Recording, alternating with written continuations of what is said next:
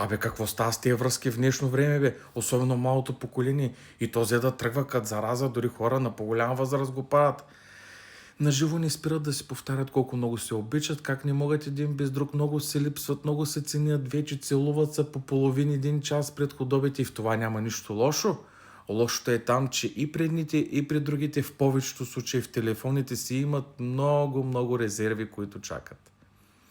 Абе хора, и мъже и жени, повечето от вас, вие не сте във връзка. Разберете го, вие сте една опция, като в меню, като в ресторант.